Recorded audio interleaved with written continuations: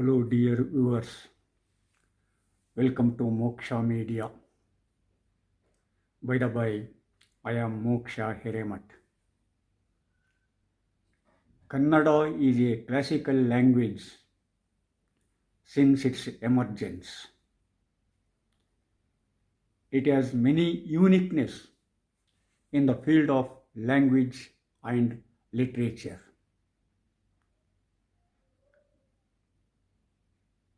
Kannada has contributed many things to the field of literature in general and Kannada in particular. Of course, many persons say so many things regarding Kannada language and literature. Kannada is a classical language in its taste, in its poetics, in its aesthetics, in its spirituality, and etc.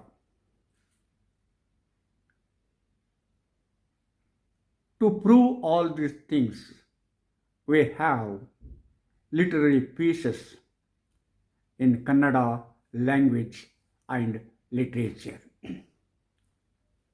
To know something about Kannada country, culture, civilization, its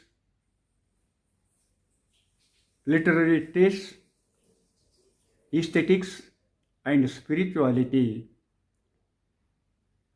we have to look into the oldest works of Kannada language and literature. Kaviraja Marga is the magnum opus of Kannada language and literature. Kaviraja Marga means a royal path for poets. Kaviraja Marga has dealt with many things regarding language, literature, culture, civilization, and people of Kannada country at that time. Kaviraja Marga is written in between circa 1820 to circa 877 of Common Era. Some critics opine that it might be written in circa 850 of Common Era. Then who is the author of that Kaviraja Marga? Who says many things regarding Kannada country at that time? Is the question before us. There are three opinions regarding the authorship of Kaviraja Marga. One group says that Amogha Varsha the first, that is Nrupatunga, is the author of Kaviraja Marga. Second group opines that Kavishwara, the court poet in the court of Nrupatunga, is the author. And the third group strongly opines that it is Sri Vijaya who has authored Kaviraja Marga in the name of Nrupatunga, because he was in the court of Nrupatunga, and Nrupatunga was a patriot of Vijaya, Sri Vijaya, So inevitably he has to dedicate it, or he has to write it in the name of Nrupatunga at that time. So that is why so many people find that it is Sri Vijaya who composed the poems in the magnum opus of Kaviraja Marga. Of course, the controversy regarding the authorship of many works in Kannada language and literature is always there. Whatever period it may be, there will be or there is a controversy regarding the authorship, regarding the writer or poets. Because in those days, writers and poets feel that name is not important, but the content, what is there in the poem, is very important, and the message we impart it to the readers, to the listeners, is important.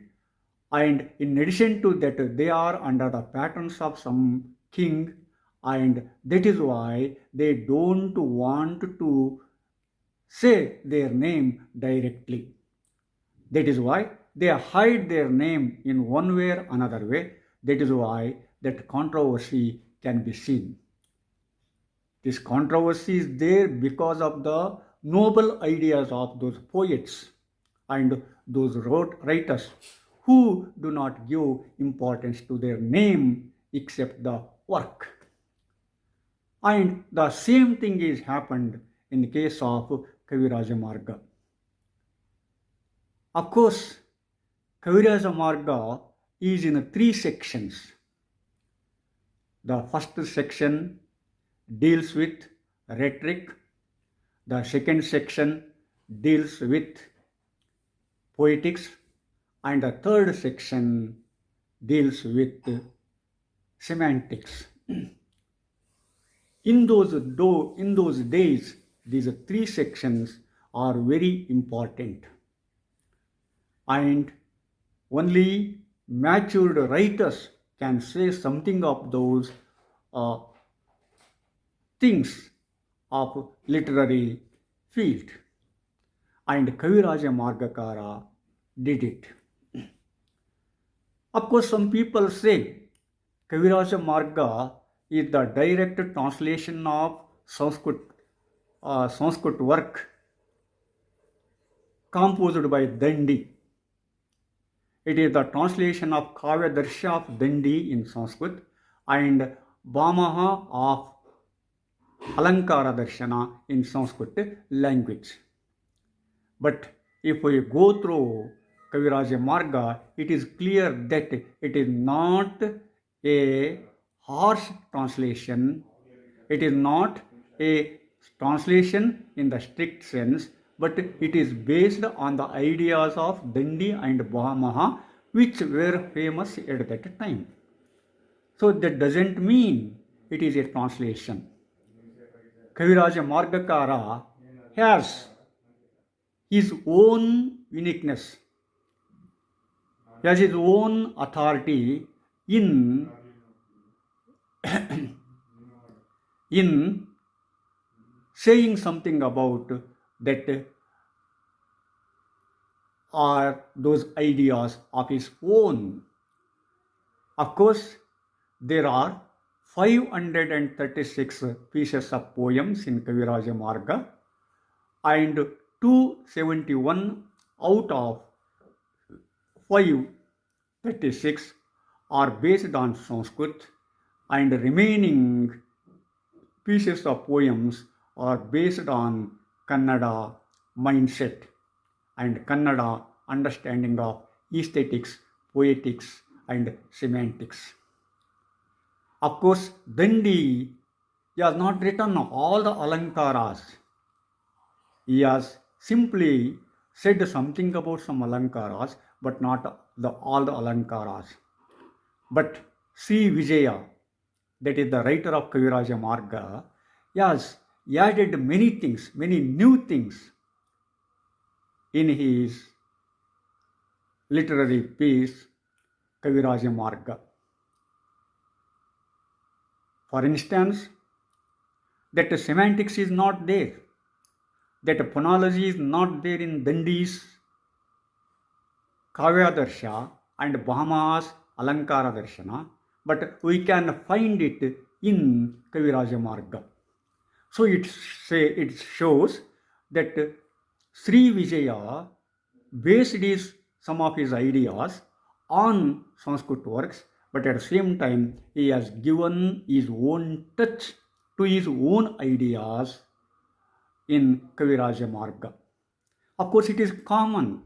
Sometimes some ideas of other countries or some ideas of other persons inspire the writers.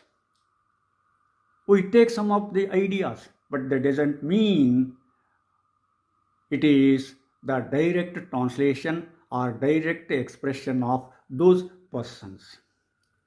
Here, the poet has used his own authority in coming to conclusion regarding rhetoric, poetics, and semantics. Of course, it is a unique work. I have already told you it is a magnum opus of classical Kannada language and literature. In first section of Kaviraja Marga, Sri Vijaya praises the qualities and characteristics of Kannadigas and Kannada country. He praises the culture, civilization, the spirituality, aesthetic sense, sensibility, etc., of Kannada country at that time. And he expresses it in his own words. He expresses it in a poetic way. In that rhetoric, he says to us to what extent that Kannada country was extended and expanded. It was expanded to the northern part of India and to Afghanistan and of course to the southern part of India completely. It has inspired the northerners, something about the southerners, and it ruled this land for many years, hundreds of years. He expresses it in a poetic way. He says, Kaveri Indama Godavari Varamedda Nadara Kannadadol Bhavisida Janapadam. He says, in those days, Kannada country is extended from Godavari in the north and to Kaveri in the south. And the people of that country are very brave. He also expresses it very nicely. The characteristics of those Kannada country. He says, Suvattarkal, Kavigal, Suprabagal, Chelvarkal, Bujanarkal, Gunagal, Abhimanagalatugrar, Gambira Chittar, Vivekigal, Nadavargal. So, he says that the people of Kannada country are born poets. They are kings and they are good. They shelter the persons who seek shelter from them. And they were very prestigious. And not only that, they were very serious. And if time comes, they fight it back and they will become cutthroats also. They are the bravest among the braves, like that he goes on and on describing the characteristics of Kannada country at that time. But of course, in modern day India, the influence of Kannada can be seen in northern part of India and south part of Asia to a little extent, but at that time it was great that people were feared of Karnataka, Kannada, saying. So that is what that Sri Vijaya said it in his Kaviraja Marga. If we read these lines in Kaviraja Marga, automatically we come to know the mindset of people at that time. And in the second section, it deals with poetics. In those days, poetics was not heard. Of course, while saying something about the poetics, he says the prose writers and poets before his times. That is, he identifies some good writers, prose writers, and poets. He says that there were prose writers such as Vimala Chandra, Udaya, Nagarjuna, Jayambudi, etc., and poets Sri Vijaya, Kavishwara, and others. So he identifies them, and of course he says many things regarding Duruvinita, the great prose writer of his times. Of course, he was the king of Ganga dynasty. He was a good prose writer. He mentions some of the works of those writers and poets, but unfortunately, they are not found even today. They are not available. And Kaviraja Marga is the only work which is available of ancient time. And that is why Kaviraja Marga is considered the first book of Kannada language and literature, because it is available. Other books are not available. That is why it is simply mentioned in Kaviraja Marga, but they are not available. Whatever it may be, of course, Kaviraja Marga is a magnum opus. In the second section, he says something about the poetics. He says regarding the different forms of literature, Kannada literature and language.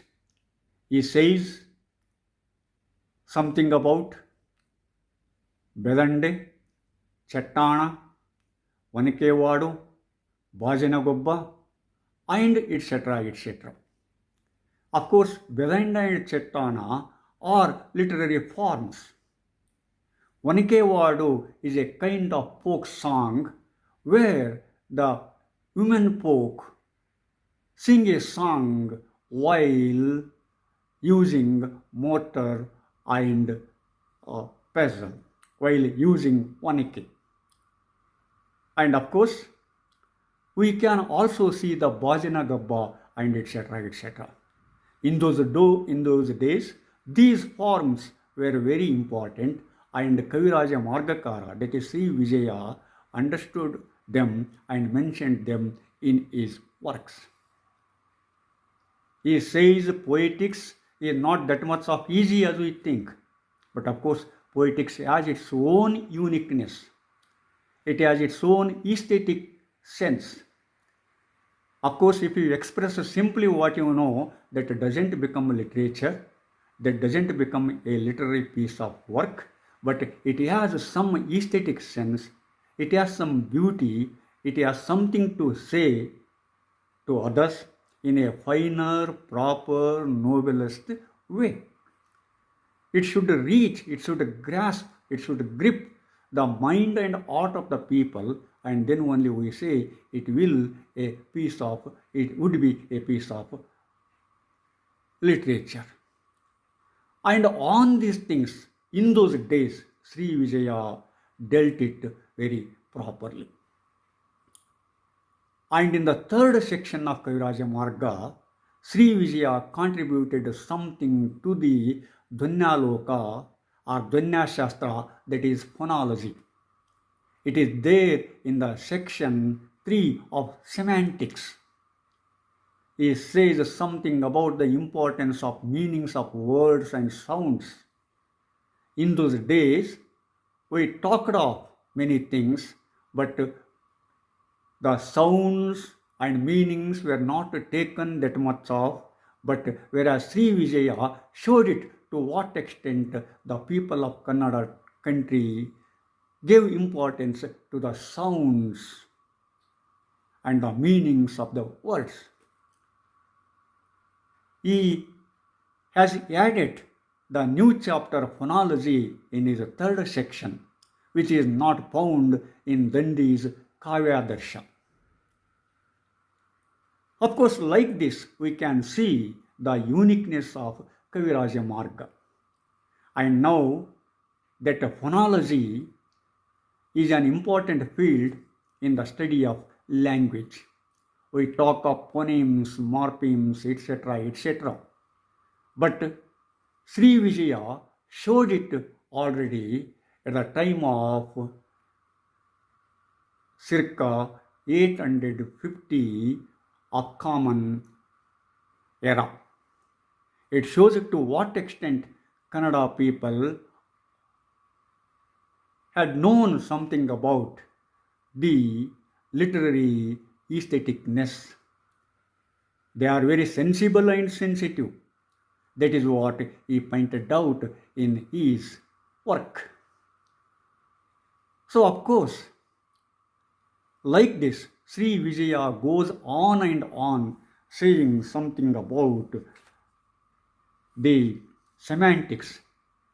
Here, he says something about Dhvani Shabda, that is phonology, in a poetic way. He says, ಧ್ವನಿ ಎಂಬುದಳಂಕಾರಂ ಧ್ವನಿ ಇಸುಗುಸಂ ಶಬ್ದದಿನ್ ಮತ್ತದಂ ದೂಷ್ಯಂ ನೆನೆವದಿದು ನಿಂತು ಕಮಳದೋಳ್ ನಿಮಿಷಗೊಗಪ್ಪಿ ತೋರ್ಪು ದಿಂತುದು ಚೋದ್ಯಂ. See, in this piece of poem, he says that Dhvani is a kind of alankara. It is a kind of sound. It has its own meaning.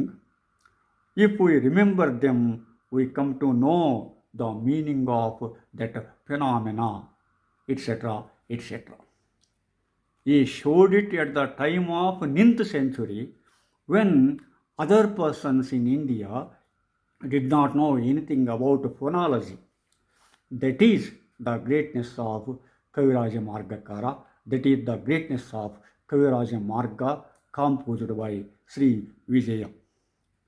Of course, like this Kaviraja Marga has its own niche, has its own uniqueness in the field of Kannada language and literature.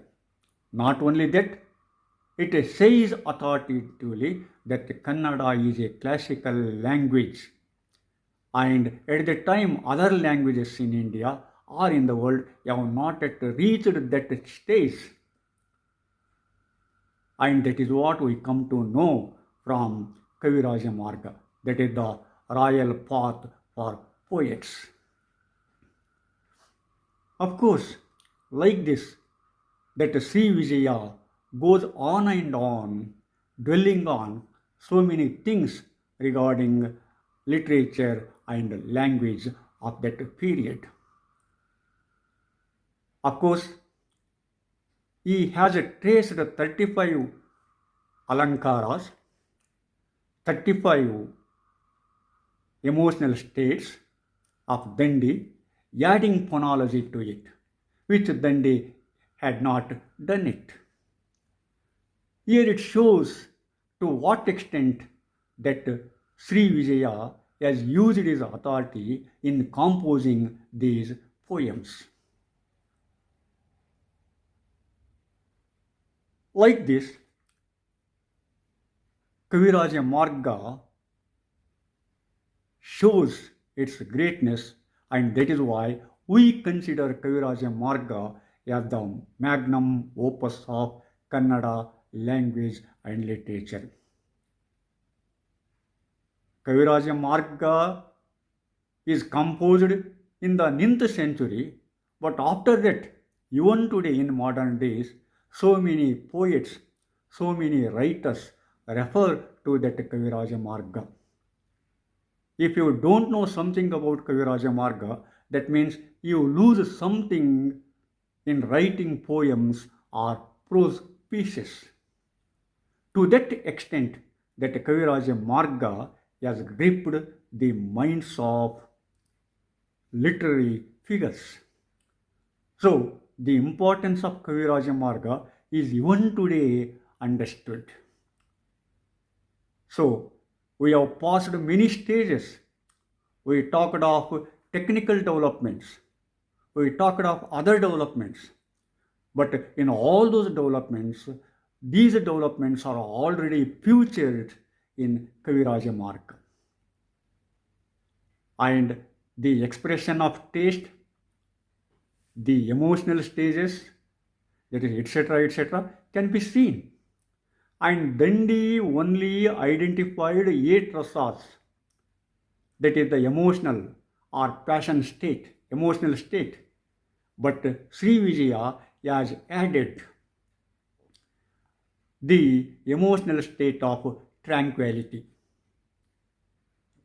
Here he surpassed Dandi in this matter. As far as phonology, as far as emotional state, that Sri Vijaya surpassed that Dandi and Bhama of Sanskrit language and literature. Not only that, Sri Vijaya has used Sanskrit language, but he doesn't want to use Sanskrit words directly. Instead, he used Sama Sanskrit words, that is equal Sanskrit words, which he liked. And he says that is when we use Kannada word with equal Sama Sanskrit word, it will become musical. If you use simply Sanskrit words, it is not that much of pleasurable, it is not that much of musical. So he concentrated on this aspect of taking and giving something to other languages. Of course, even today, Kannada faces so many challenges. It is the challenges thrown by other languages. It is always there. That is facing the challenges of other languages is a living feature of any language. And Kannada, being a living language, it faces so many challenges and it makes those challenges of its own and it continues as a living language, not other languages which are not lived. Lived once upon a time, but not now. And it shows to what extent Kannada has maintained its uniqueness. So,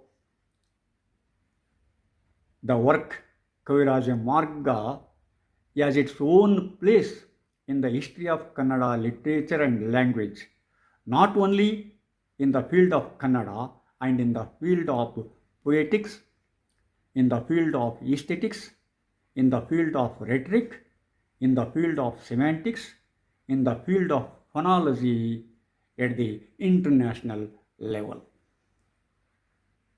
It shows the greatness of Kaviraja Marga. So, Kaviraja Marga is the magnum opus of Kannada language and literature.